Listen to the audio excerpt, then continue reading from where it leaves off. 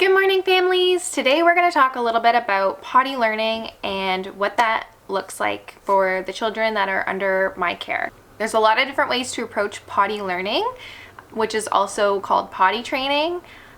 This is just how I like to do it, and if it doesn't work for your family, that's okay. There's a lot of other approaches out there that may work for you and your child. So let's get started. First, there are a couple of things to consider when you are considering starting your potty learning journey.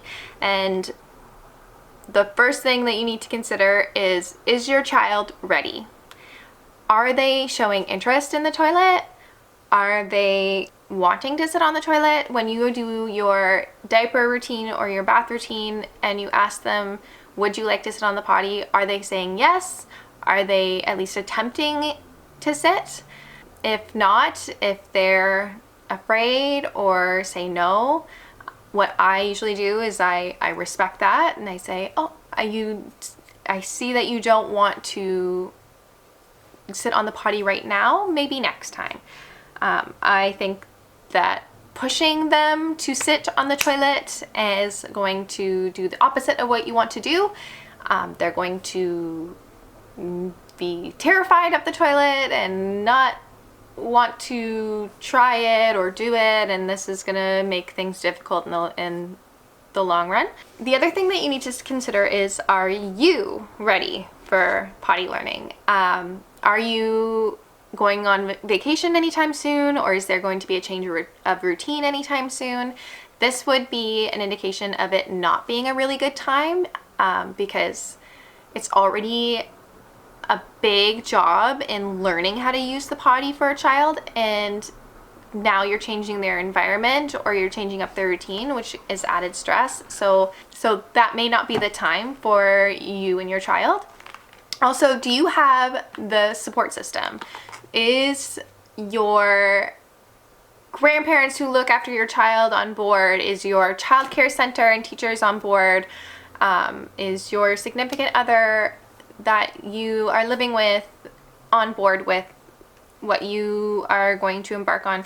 Because it needs to be consistent across the board to have success for your child and have your child feel comfortable with getting assistance from you and then everybody else that needs to assist them in this time. So let's go through the three kind of phases that I do with children. So in the beginning, if I am in an infant room, how I approach potty learning is I am very vocal when I do diapering routine. I get them involved. So I tell them what I'm doing as I'm doing it to the child and waiting for their response. So for instance, I will say, okay, I'm going to open the diaper now. Wait for a physical response, open the diaper. Okay, let's lift up your legs and watch them assist you. Getting them involved in that process as young as possible will make potty learning so easy later on, because they're already intrinsically motivated to help you with that routine because you've given them that undivided attention and description of what you're doing as you're doing it during the diapering routine. For older toddlers and preschoolers with diapers, while doing diaper routine and still telling them what I'm doing as I'm doing it, because that's how I'm giving respectful care to children, is respecting that they understand what's happening to their body, and I don't want to have them guessing. So I ask them in the middle of the routine, would you like to sit on the toilet today? If they say yes, then I help guide them to the toilet, ask them to sit down. If it's the toilet that is of their level, like, I have them do it themselves because they're competent and capable human beings, so they can do it. If they're having struggles, I will assist them, but I will ask them what they want me to do. So I'll say, would you like me to hold your hands as you sit? Can I hold you under your arms and put you on? If they start to struggle or squirm or feel like they're getting nervous, I just take them off. Like if they even just hover over the toilet, that's a success for me. So then I go, great try on the toilet.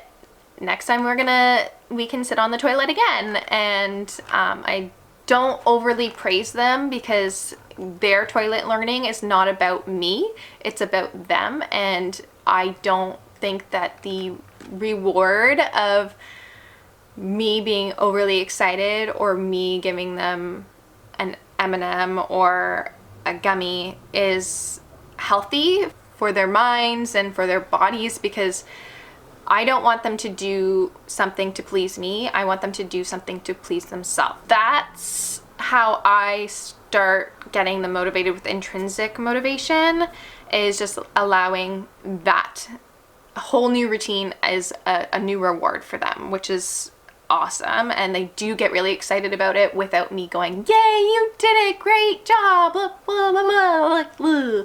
Part 2.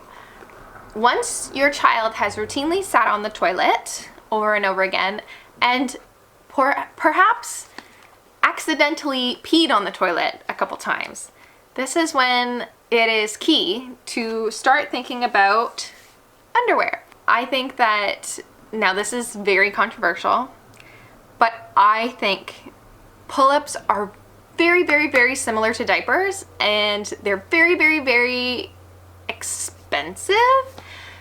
So I prefer just going cold turkey into underwear, from diapers to underwear, and skipping that pull-up stage because it just makes it confusing later on. So if you can find like cheaper underwear, if you're nervous about a bowel movement mess, like buy the cheapest underwear you can find and throw it out if you don't want to deal with the mess. If you don't mind dealing with the mess because you've done cloth diapering in the past, then that's wonderful and great for the environment. I love it, but it's not for everybody, and I respect that. The reward for them going on the toilet when they pee or poop on the toilet is them being able to wipe and them being able to flush.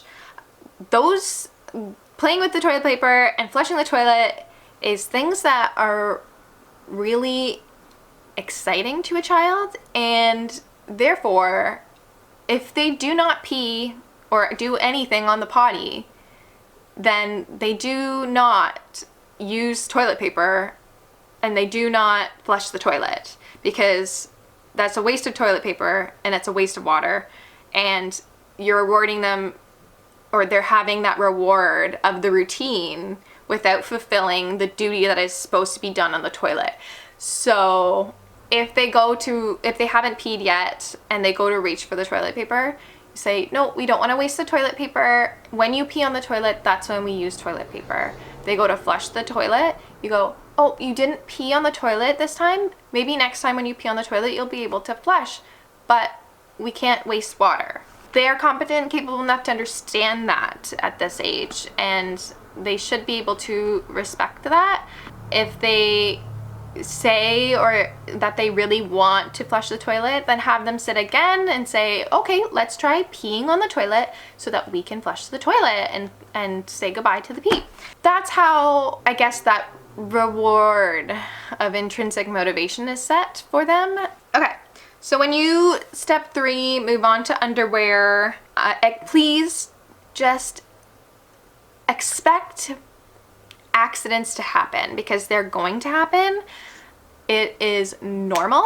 Their muscles down there to hold pee and poop are not fully developed until like at least age 6. So toilet learning is very difficult at that age, and holding it can be difficult. It's okay if the children under my care have accidents. It happens. I do not get upset. I do not shame the child. I just go, oh, I noticed that your pants are wet. I think you may have had an accident. Let's go change. And the thing is, 90% of the time, children notice that they're wet and they don't like it. So when they notice they're wet, they will tell me, and then we go and change them and they sit on the toilet again, and sometimes they finish their pee because they haven't fully finished it or whatever, and therefore that is kind of a reassurance on what is supposed to happen. And yeah, so the feeling is kind of what turns them away from going in their pants. Some children don't care about sitting in their wet pants and their wet underwear, and that's a little bit more interesting. It's going to take a little bit more time for your child to get, I guess, used to potty learning, but I think if you continue pointing out and keeping an eye on, oh, you're wet, like let's go and change you, this will help get them to realize, oh, I've had an accident. What do you do if your child is insistent on wearing a diaper or throwing a fit because they want to wear a diaper after they've already been into underwear? That is common. Think about it this way. Your child from day one in this world has had a diaper and has been able to go to the bathroom whenever, wherever they want to. So this change is huge, and it's very frustrating for a child to get the hang of it. And therefore, they could be grieving that loss of their diaper or their routine that they've had in the past. And it's okay for them to grieve that. It's okay for them to feel a little upset about losing that diaper. And that's when we come back to the grief video that I made of acknowledging their feelings. Say things like, I see that you miss your diaper. It's hard getting used to new things. We can do this together. I believe in us. All those motivational things to get them to feel that they are acknowledged of their feelings, but try your best not to give in to putting a diaper back on them, because this is a really big setback. Now, there is one exception to this rule. That isn't really a rule. You can do whatever you want. It's your child. But if your child is withholding and it's a health issue and they need the diaper back on, go ahead and do it. Like, it's your child's health. Like, you don't want them to be fearful of going to the bathroom. So therefore, that approach isn't the approach for you. Another approach that is that last resort if they are having a hard time with going to the bathroom and withholding, is the method of putting the diaper on and having them go to the bathroom with the diaper on, because sometimes they feel kind of like when they're going to the bathroom in that open hole of the toilet, it's like they're going to like fall in. So that security blanket of the toilet is sometimes what they need, and then eventually cutting a diaper with like putting like a hole in it so that they can go, and then making that bigger, and then eventually getting rid of it. That kind of eases that security. That is a different and a more extreme approach, and I think I only would ever use that for a child that is extremely withholding their pee and their poop. I hope this was helpful.